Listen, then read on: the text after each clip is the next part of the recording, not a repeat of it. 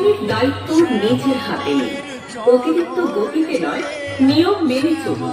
Helmet ছাড়া motor bike চালাবেন না, সিট বেল্ট বেঁধে নিন, গাড়িতে উঠে দুর্ঘটনা প্রতিরোধ করুন, নিজের পরিবারকে নিরাপদ রাখুন। নিয়ম মানুন, জীবন বাঁচায়। Safe drive, safe life. পরিষ্কার গ্রাম, সুন্দর শহর, এ আমাদের সকলের দায়িত্ব।